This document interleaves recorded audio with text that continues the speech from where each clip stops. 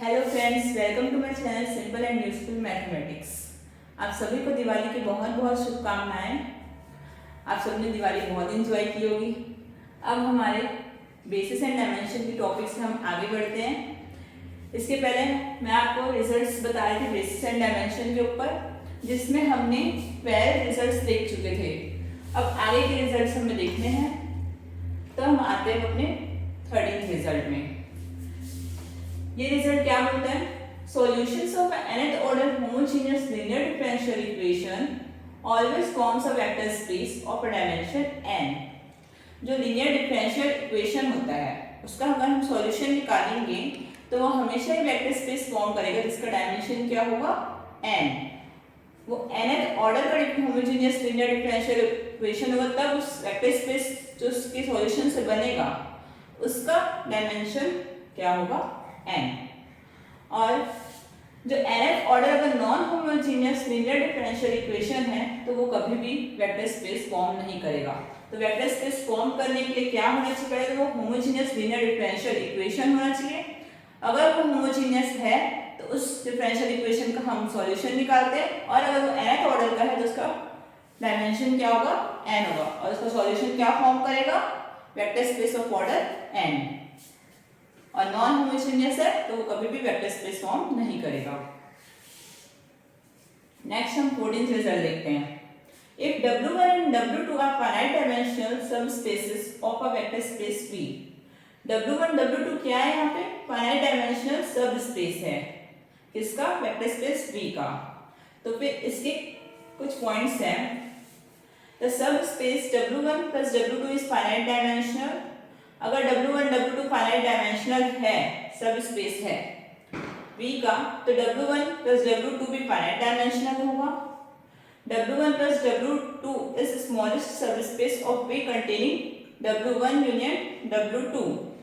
जो W1 plus W2 क्या होगा? स्मॉलेस्ट सबस्पेस होगा V का, जो कि क्या कंटेन करेगा? W1 union W2।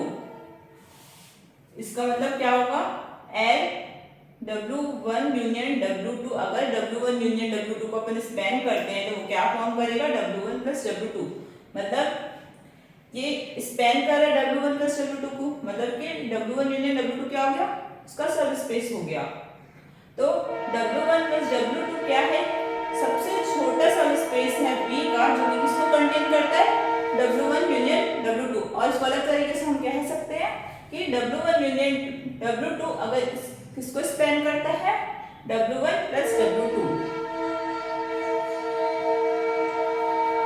Dimension of W1 plus W2 is equals to होता है dimension of W1 plus dimension of W2 minus dimension of W1 intersection W2। ये फॉर्मूला की तरह है। 15th result. Dimension of W1 and W2 is less than equal to minimum of dimension of W1 and dimension of W2। यहाँ पे तो हम आते हैं अपने 15th रिजल्ट में। यहाँ पे W1 और W2 क्या है? एक फाइनाइट डायमेंशनल सब स्पेस है V का। तो dimension of W1 intersection W2 क्या होगा? Is less than equals to minimum of dimension of W1 and W2। क्या होता है? W1 और W2 के इंटरसेक्शन का अगर हम डायमेंशन निकालते हैं तो हमेशा क्या होगा? Less than equal to minimum of dimension of W1 और W2। मतलब कि हमको अगर डायमेंशन देखना है W1 इंटरसेक्शन W2 का, तो हमको क्या पता करना होगा? पहले तो डायमेंशन देखना होगा W1 और W2 का, और उन दोनों में से जो मिनिमम होगा वो किसका डायमेंशन हो जाएगा? W1 इंटरसेक्शन W2 का। Now next result देखते हैं 16। Dimension of W1 intersection W2 is less than equals to maximum of 0 या तो dimension of W1 plus dimension of W2 minus dimension of V। अब यहाँ पे भी हम किसका डायमेंशन देख रहे हैं? W1 intersection W2 का। तो इसका इस तरह से भी लिख सकते हैं इसको। ये क्या हो सकता है? इसका डायमेंशन मैक्सिमम होगा किसका? 0 या तो फिर dimension of W1 plus W2 dimension of W1 plus dimension of W2 minus dimension of V। Now next लिखते हैं maximum of dimension of W1 dimension of W2। Dimension of W1 और जो dimension of W2 है, इन दोनों का जो maximum होता है वो क्या होता है, हमेशा लेस देन इक्वल टू होता है dimension of W1 plus W2 के। मतलब हम अगर W1 और W2 का अलग अलग डायमेंशन निकालते हैं और उन दोनों का जो मैक्सिमम होगा वो क्या होगा, उन दोनों का मैक्सिमम जो हमेशा छोटा होगा या इक्वल होगा किसके, W1 प्लस W2 के डायमेंशन का, और किससे छोटा होगा, minimum of dimension of W1 plus dimension of W2 और डायमेंशन ऑफ V। देखो इससे ही पता चल जाता है।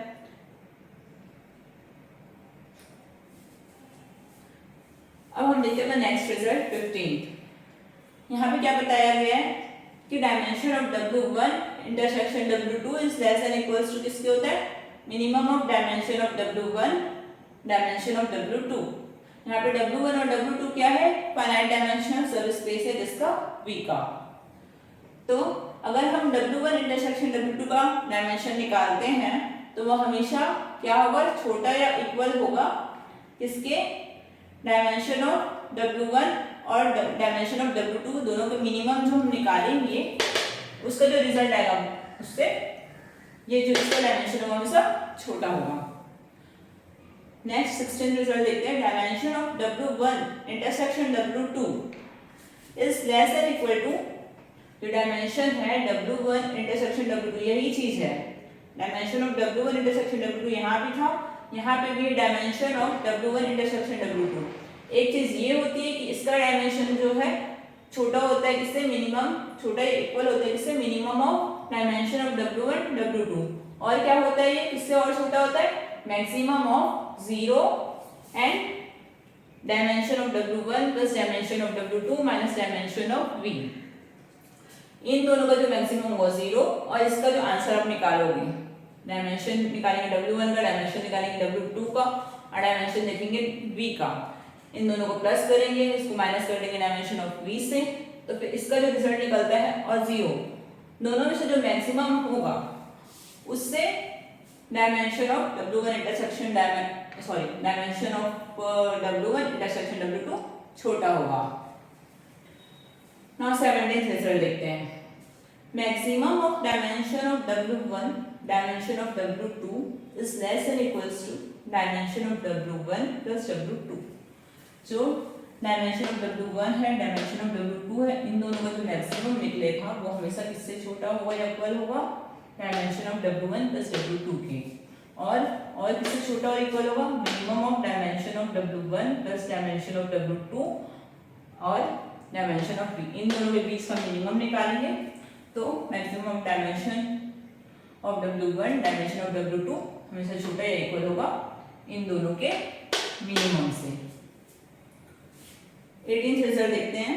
If dimension of W1 plus dimension of W2, अगर डायमेंशन जो है W1 और W2 के डायमेंशन को हम प्लस करते हैं तो हमेशा किससे बड़ा होगा, डायमेंशन ऑफ V से।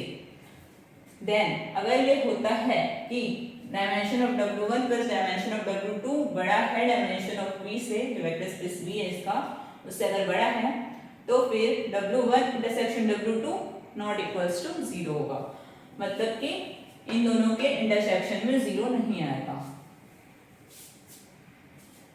19th रिजल्ट देखते हैं। A vector space V over a field K is said to be finite dimensional. एक वेक्टर स्पेस V है ओवर अ फील्ड K, उसको फाइनाइट डायमेंशनल बोलेंगे if there are finite number of elements x1 x2 xn in V such that V equal to x1 x2 xn। मतलब यहाँ पे क्या बोल रहे हैं कि एक वेक्टर स्पेस V है ओवर अ फील्ड K, वो फाइनाइट डायमेंशनल कब कहलाएगा, जब उसके पास फाइनाइट नंबर ऑफ एलिमेंट्स होंगे x1 x2 xn, जो कि ये पूरे एलिमेंट्स किसको जनरेट कर देंगे, V को। मतलब V इनसे ये फाइनाइट नंबर ऑफ एलिमेंट्स है, इन्हीं एलिमेंट से V क्या हो जाएगा, स्पैन हो जाएगा। अगर ऐसे फाइनाइट एलिमेंट्स उसके पास है तो वो फाइनाइट डायमेंशनल होगा। अगर if no such finite number of elements exist in V, V is called infinite dimensional. अगर ऐसे कोई एलिमेंट्स एक्सिस्ट नहीं करते हैं वी में, फाइनाइट नंबर ऑफ एलिमेंट्स जिससे कि वो स्पैन हो जाए, अगर ऐसे एलिमेंट्स एक्सिस्ट नहीं करते तो वो क्या हो जाएगा, इनफाइनाइट डायमेंशनल। सिंपल सी बात है, जिससे वो स्पैन होता है मतलब कि वो इसका बेसिस हो गया और वो लिनियरली इंडिपेंडेंट भी होना चाहिए। तो जो बेसिस में जितने एलिमेंट्स होते हैं वही डायमेंशन कहलाते हैं हमारे। तो अगर x1 x2 xn ये लिनियरली इंडिपेंडेंट एलिमेंट्स है और ये फाइनाइट है तो उसका फाइनाइट डायमेंशन होगा, इतने n डायमेंशनल का होगा ना ये, तो वो फाइनाइट डायमेंशनल हो गया। और अगर वो फाइनाइट नहीं है, जिससे वो स्पैन हो जा रहा है, ऐसे कोई एलिमेंट्स नहीं है उसके पास की फाइनाइट नंबर ऑफ एलिमेंट्स नहीं है जिससे कि वो भी स्पैन हो जाए, तो वो क्या हो जाएगा, इनफाइनाइट डायमेंशनल। उसका आप डायमेंशन को आप फाइंड नहीं कर सकते, तो उसके पास फाइनाइट नंबर ऑफ एलिमेंट्स नहीं है जिससे कि वो स्पैन हो जाए, तो वो क्या हो गया, इनफाइनाइट डायमेंशनल। अब हम देखते हैं 20th result. Let W be a subspace, not necessarily a finite dimension, of a vector space V. W क्या है, एक सब स्पेस है V का। यहाँ पे सब स्पेस जरूरी नहीं है जो फाइनाइट डायमेंशनल हो। W है एक सब स्पेस, लेकिन जरूरी नहीं कि फाइनाइट डायमेंशनल है। किसका सब स्पेस है, वेक्टर स्पेस V का। Then any basis for W is a subset of basis for V। एकदम सिंपल सा रिजल्ट है ये। तो जो भी बेसिस हो, अब देखो W क्या एक सब स्पेस है, किसका, वेक्टर स्पेस V का। तो जो अब वो सब स्पेस V का ही है, तो जो बेसिस होगा W का वो भी क्या हो जाएगा, एक सबसेट हो जाएगा, किसका, उसके वेक्टर स्पेस का, W के वेक्टर स्पेस का। तो वेक्टर स्पेस यहाँ पे क्या है, V है, तो उसके बेसिस जो W का जो बेसिस होगा वही क्या हो जाएगा, सबसेट हो जाएगा, किसके बेसिस का, V के। तो any basis for W is a subset of a basis for V। आज के लिए बस इतना ही।